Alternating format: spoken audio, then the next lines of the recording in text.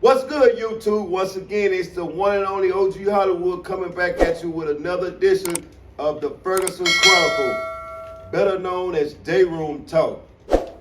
However, before I get started, like always, I have to tell you a little bit about me. Ferguson Unit, 10 years, up and down those hallways, did a lot of in and outs in those day rooms, met a lot of guys. This morning, I have the privilege of bringing to the screen a brother of mine by the name of Tyerre Boyd. Tyerre is known to be an educator. And this morning, he's here to tell his story in the time that he spent on the Ferguson Unit. So without further ado, let's tap in with Tyerre, please. Yes, indeed. Peace and blessings be upon everybody. Appreciate you, Wood. Listening audience, everybody out there that's supporting this show, man. This is the place to be. As my boy, my friend, my brother, Hollywood explained to you, my name is Tyerre Boyd. I spent a period of, I was sentenced to 10 years in 1994 and ended up doing 7.5 of those 10 years on the Ferguson Unit. And my journey was, it was a journey that came from the same place, the brothers you've been listening to previously, coming from the hood, coming from the streets, living that gang life. And, I ended up with 10 years, getting 10 years for attempted murder. So my journey, man, in the prison system, the Texas prison system, it started out actually on FACTUAL Unit. It was Luther Unit when I got there, but formerly known as the FACTUAL Unit in Navasota. And I didn't last but 5 months on that unit before I was involved in a huge gang riot. And I was one of the main role players in the riot. And after that incident took place in November, I did 15 days of solitary incarceration. And then they sent me to the FE unit. I was like, what's the FE unit? You getting shipped, what's FE? And a couple of cats who was in lockup with me at that time at the, on FACTUAL say, oh man, you finna go to Ferguson Unit, man. That's a Gladiator Unit. That's a Gladiator form, man. So at that time, me being in my prime at 18 years old, I was rubbing my hands together. Come on, because I need to be where the gladiators at. Because I had this impression that FACTUAL wasn't a real penitentiary, I had never been locked up in my life before. This was my first time being incarcerated. And the first crime I ever got caught for, and I ended up getting 10 years for it. So I was, really fulfilling the destiny that my Uncle George used to tell me when I was 12, 13 years old. My Uncle George used to say, boy, you ain't no man until you go down there in Ferguson and pick cotton. This was at 12 and 13 years old. Lo and behold, I ended up getting shipped to Ferguson and ultimately ended up picking cotton. But as the story goes, I remember I'm listening to Wood, all his interviews with fellas that I recall, and it's good to see them brothers, man, out here doing good. One of the questions he asked was, what was the frame of mind, or what did you think about it when you got off that bus at the back gate? I never forget any of the memories that I have of Ferguson, none of them. They ingrained in my mind, and for good reason, I ended up getting shipped to Ferguson with one of the cats that I had fought in the riot. So I came with drama on the bus with me. And me and him was gonna get it on anyway, again, at the back gate. But it didn't happen that way. So when we get to the back gate on Ferguson, I'm probably 140 pounds. At that time, y'all probably don't remember. Y'all probably remember me having gold teeth. I ended up getting my gold teeth removed when I got out here and started living a civil life, and things have changed. But when I got on that back dock, I saw a cat that I still keep in touch with today named KG, Keith Gilbert. Remember seeing Keith Gilbert, and he saw my white K-Swiss with red shoestrings in it. He gave me the thumbs up, he gave me the signal. And I knew it was gonna be interesting at that point. But this was the thing that really stood out to me. We went to classifications, fresh off the bus. And the lieutenant, it was a lieutenant, no, the captain, it was about 5 of us. The captain said, how many of y'all in the game? Myself and another, well, I ain't have to raise my hand. He saw my strings on my shoes. So there was 2 other dudes that was with me that raised their hand. And they just happened to be from the opposite gang. You know, I was from the blood gang. He was 2 cats with me from the Crip gang. Yeah. And the captain said, well, y'all gonna be all right over here. But you, it ain't nothing but 11 of y'all over here, so you gonna have some fun. They gonna have fun with you. But me being the soldier that I was, I was, you know, I wasn't tripping on none of that. I was really like welcoming, bring the welcoming committee. But Ferguson was an introvert man. The experience that I had on the Ferguson Unit, it grew me in places I never could have imagined. And I really, you know, some people may not understand this, Wood, but I tell people, man, that experience for me was a blessing. Yeah. It was a blessing, man, because I learned a lot of things in the moment, but I learned more things after that moment. So to fast forward that, relationships I had, I met plenty of brothers over there. You know, as soon as I got there, I hit D block and put me on medium custody. My partner, y'all may remember John Franklin.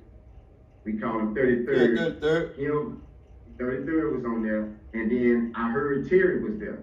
T. Smithers, T. Red, who was on the other day.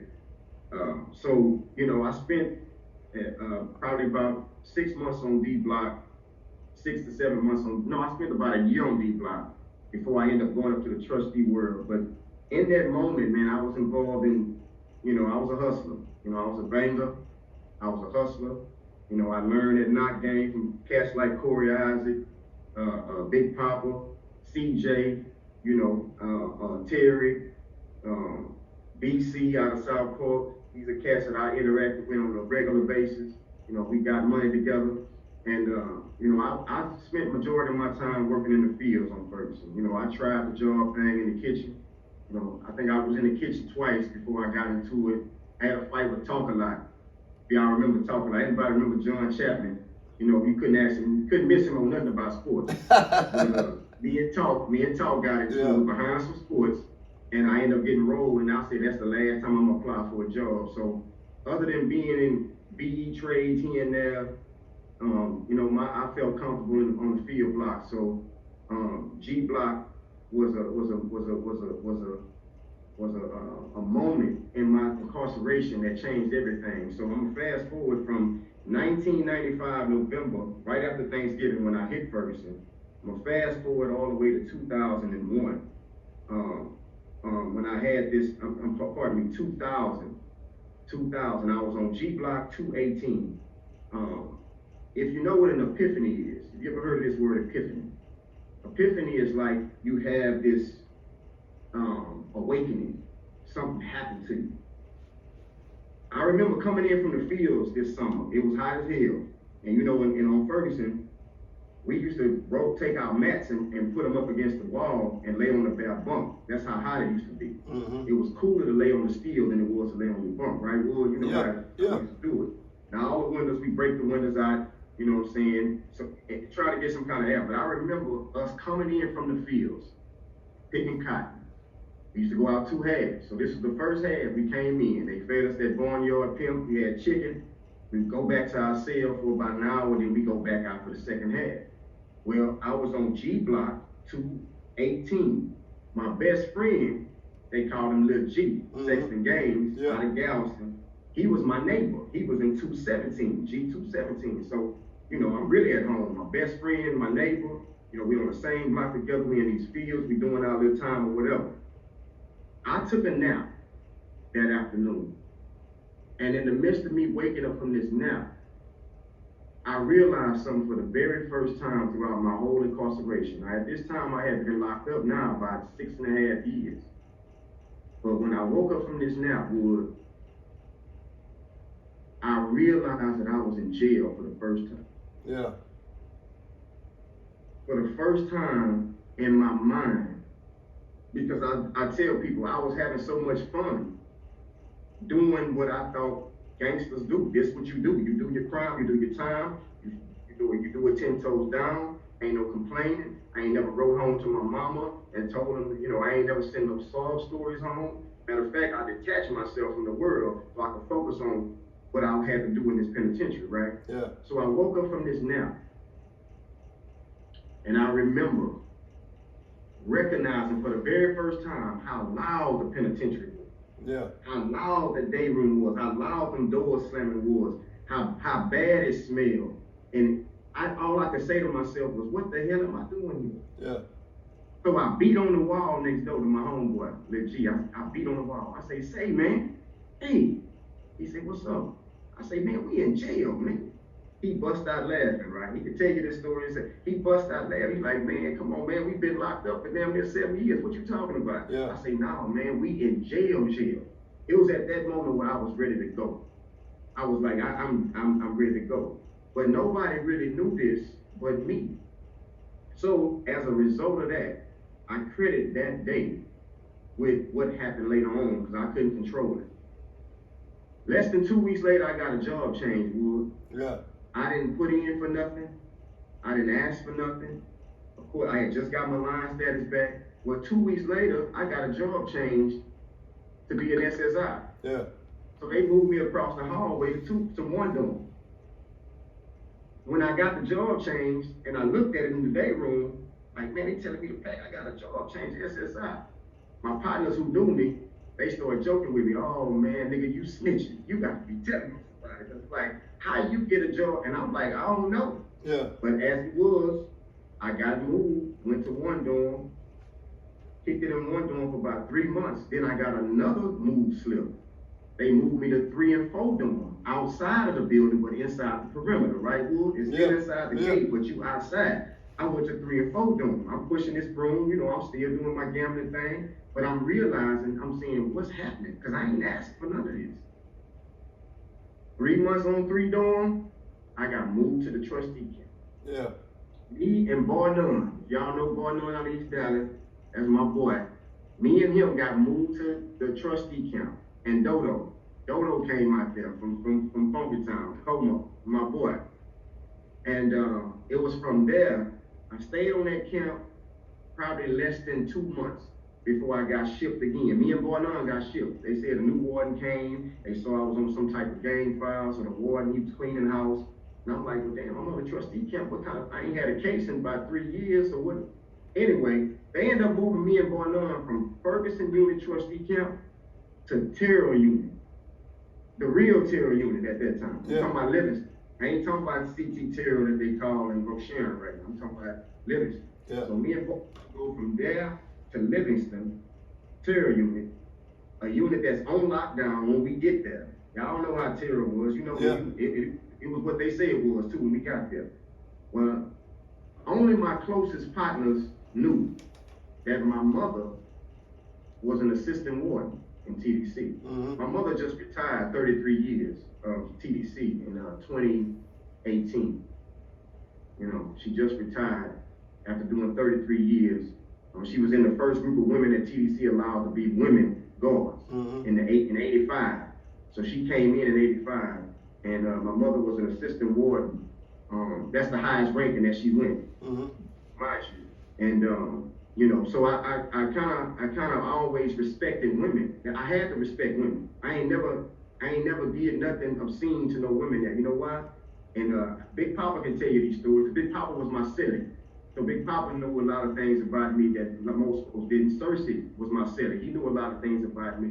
KG was my silly at one time. So these cats knew, you know, my position. But I never disrespected women down there because my mother. Hell, if that got back to my mother, you know, I couldn't face my mother saying, knowing I'm disrespecting one of these women like this. But yeah, man, after I got down there to Tyerre Unit, my mother got word of it. She knew what Tyerre was about. I stayed on Tyerre Unit before they even got off lockdown. I think I stayed there probably like a week. My mother had me moved to the Michaels Unit, but only for a couple of days to get me where she wanted me to be, which was probably about 90 miles from the house, which was Richmond, Texas, just the 3. So I ended up going to just the 3. And when I got to just the 3, let me tell you how retarded I was. Just the 3 was so different from Ferguson. Yeah. And I was used to doing that kind of time. I'm kind of literally like saying, man, I want to get shit back over to where, you know, where I'm used to doing time. A unit like Ferguson, I need to be somewhere where it's rocking. So I remember my mother coming to visit me, and I explained this to her. I need to go back somewhere where, you know, and my mother looked me in my eyes. She say, son, let me tell you something. I got you sent to this unit so you can make parole. You can't make parole like in other regions, and you need to be in a place where, because I was the youngest person on the camp. Yeah. Wood. All these other dudes was old, broke up, blind, walking with a cane. Can you imagine being taken out of Ferguson and put on a place like this here? I'm like, man, I can't do it. They ain't knocking. They ain't doing ain't no weed smoking. Ain't no cigarettes flowing. It wasn't nothing happening, and everybody telling on each other. I didn't come from that kind of place from doing time, so you can imagine it's like culture shocked the hell out of me. Yeah. But I took my mother's advice. And I chilled. What happened to me on that unit was I got the opportunity to start listening to myself think. It wasn't fast paced. I wasn't involved in no drama. Wasn't no tear gas being thrown in. See, all this was happening on Ferguson, and we lived for it. I lived for it on Ferguson. I lived for it, man. You know, but being put in a place where you know, this was the reward of that dream that I had.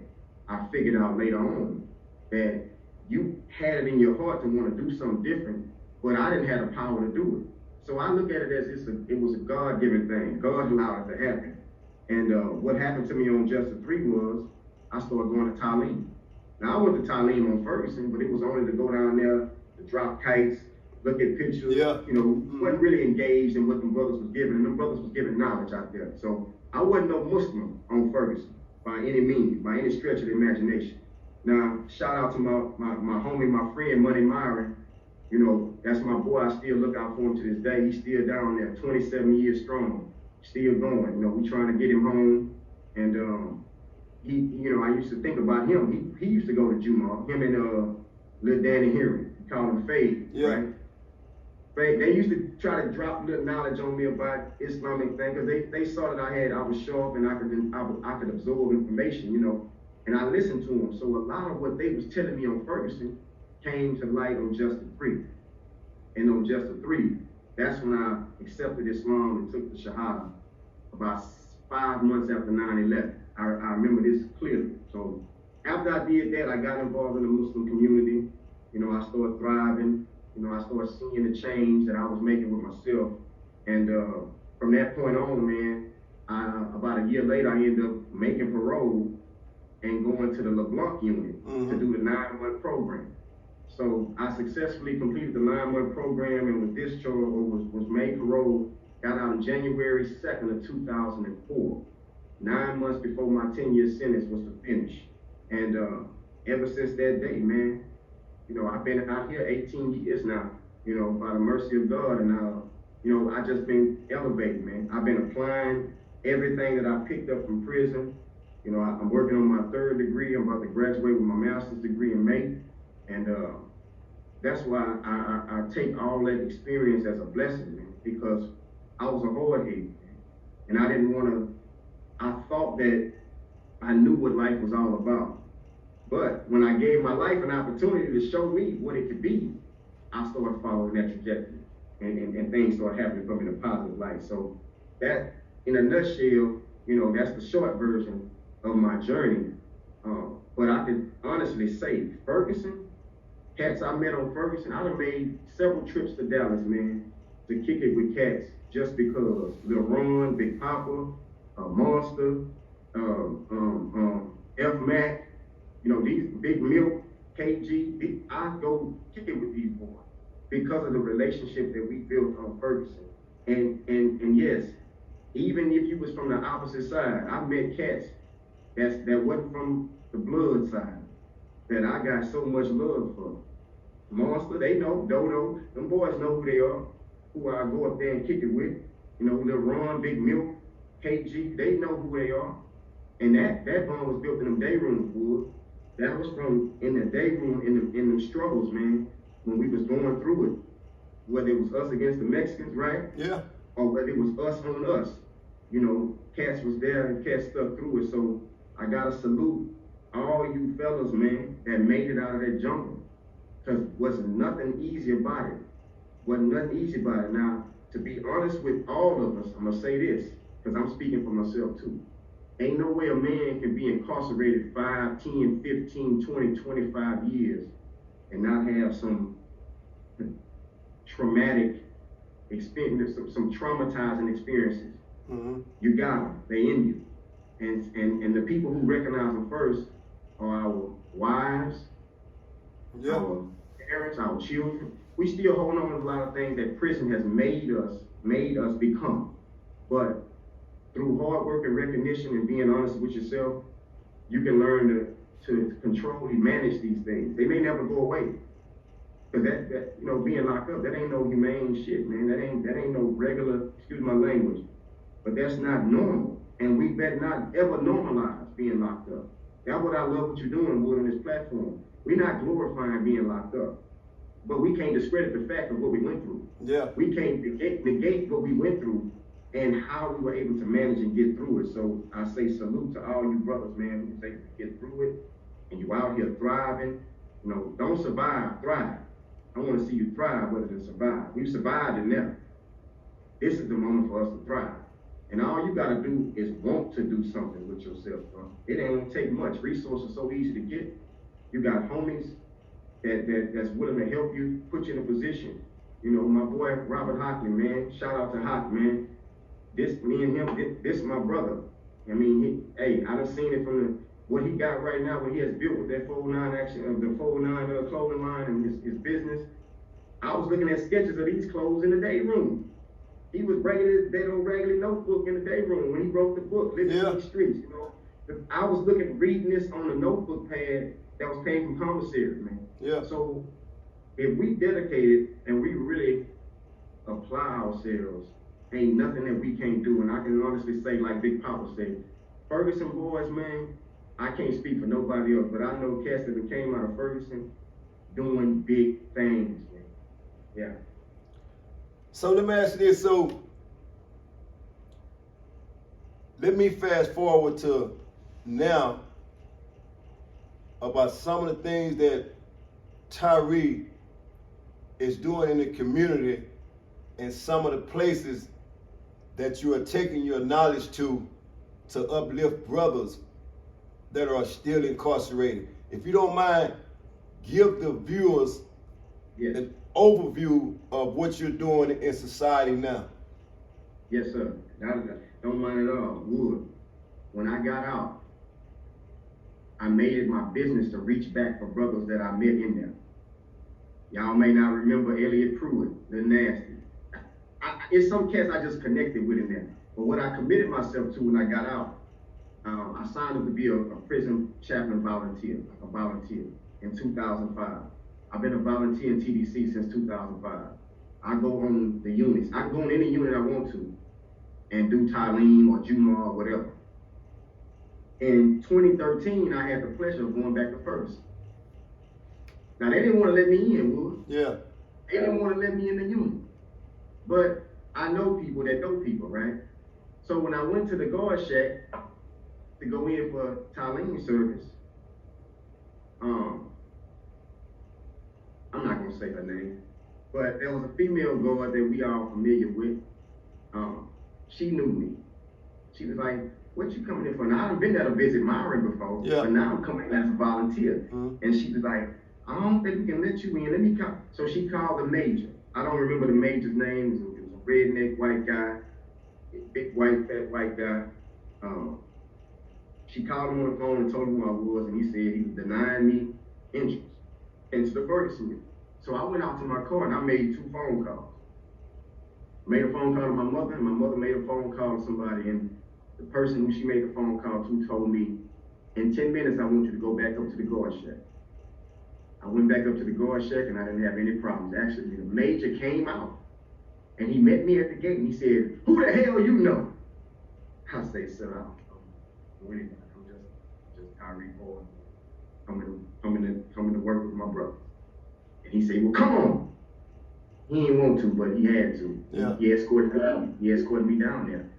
And I went in Tyerre and I had the opportunity to fellowship with my brothers. And guess who came in there? The pastor. I heard you was down here. So Big Papa come in, and Big Papa get his speech about, I would have never believed he would have been a Muslim. He said, y'all don't know this dude here. He ran these halls, he was this and that. But what y'all seeing right here is a miracle. That made me feel good that somebody who knew who I used to be was appreciative of who I am now. Yeah. And it was at that moment, man, that I dedicated myself, and what I have been doing through the years. I have created nonprofits. I've been on boots on the ground in my neighborhood, in my community. Actually, I've been in communities around the country, bro, doing gang intervention. You know, just sitting gang members down, actually like having conversations with them. And I don't have to come in the room or come into on somebody's block, man, and make no big pitch about who I am. Cats know who I am when I walk through. Yeah. Not know one person, they know I'm coming with something that they can relate to. Yeah. So, you know, I've created nonprofits and assisted in nonprofits that urge against stopping the violence. That's why what Big Milk and them doing, you know, I've been on that same trajectory, man, for the last 15, 20 years. I write articles in the paper, just trying to get my community to become conscious of making mistakes that I made. See, I was a part of tearing down a big part of my community in the 90s. You know, me, Hockley, 33rd, John, we was a part of that movement in the 90s where, you know, if all of us hadn't went to prison, you know, ain't no telling where we would all be right now. But I've been doing that kind of work, man, because sincerely, I want to see young brothers stop running out that prison.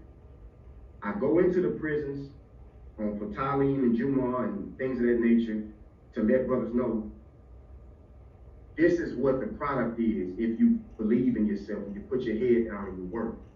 So I try to encourage those brothers by me showing up.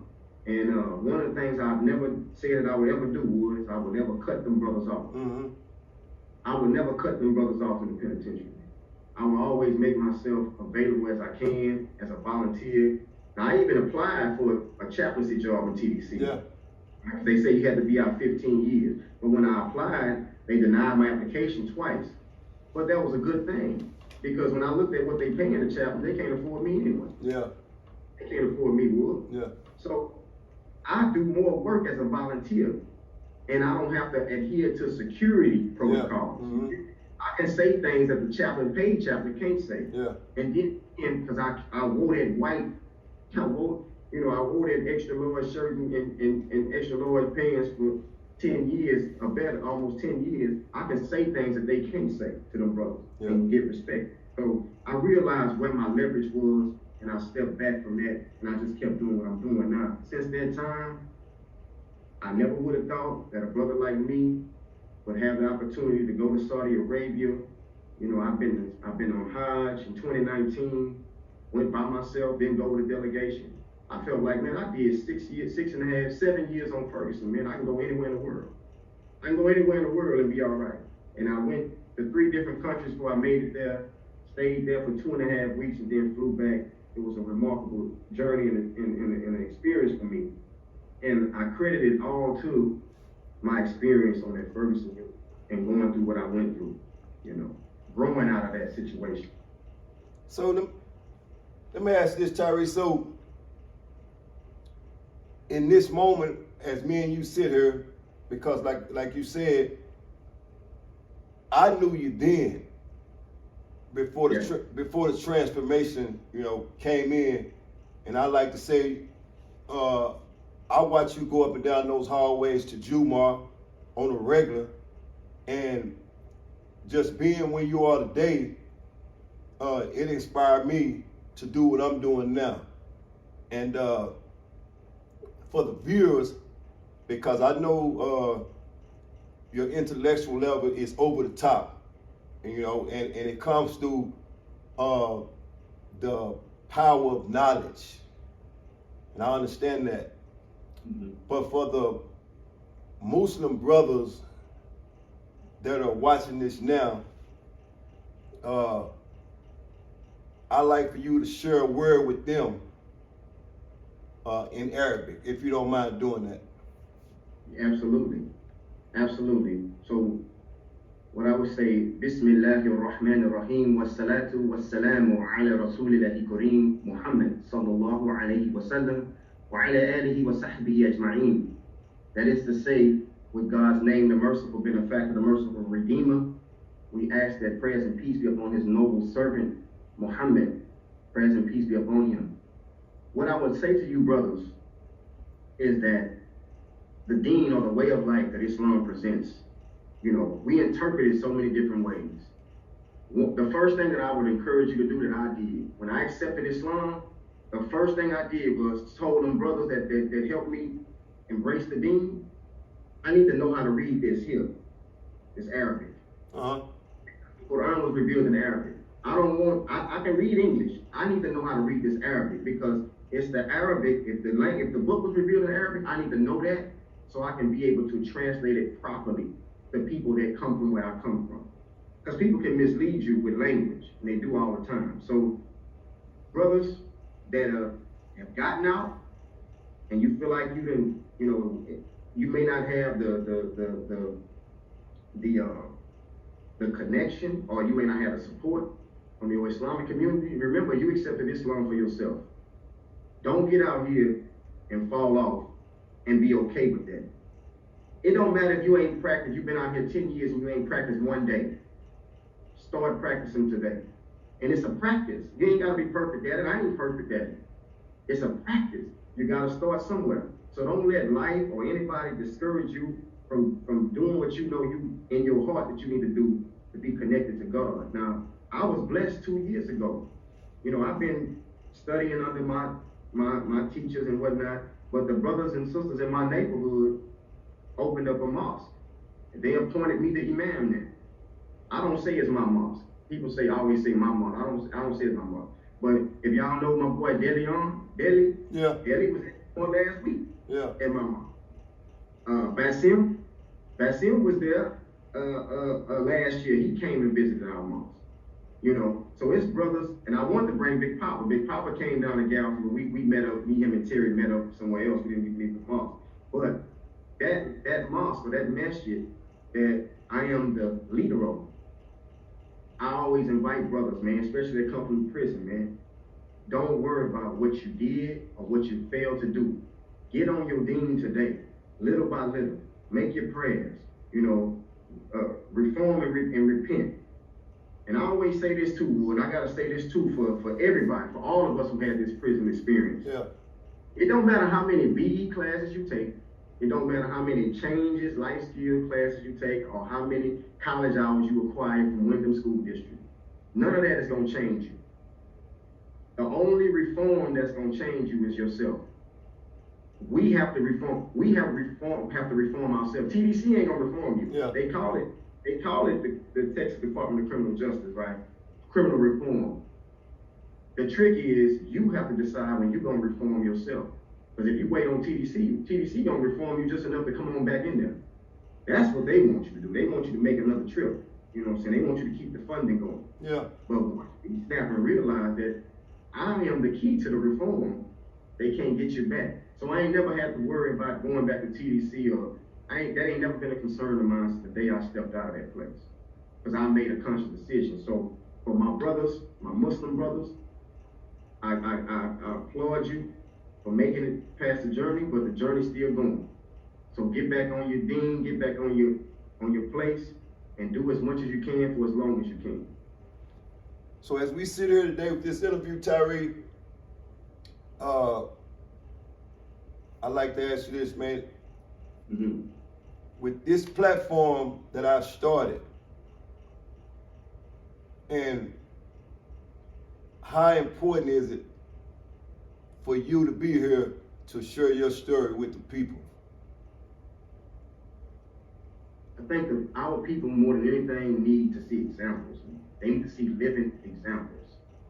Because we follow all kind of, our children out here following all kind of role models that the TV put out there. So why not have a brother that come from our struggle, put something out there on YouTube, because that's where everybody at. Put something out there on YouTube that's productive, and it's interviews with people who came from a struggle, all us brothers that came from a struggle, that people need to see and hear about. They do. They need to hear about the Dayroom, and I appreciate and applaud the adjustments that you made. Because people was thinking that we glorifying the Dayroom or we glorifying doing time. That's the least of what we're trying to do here. What we're trying to do is show people what environment we emerged from and how we were able to counteract what TDC intended for us to do. TDC manufactures criminals. It's a criminal manufacturing design. Yes. It's not meant to rehabilitate no damn body.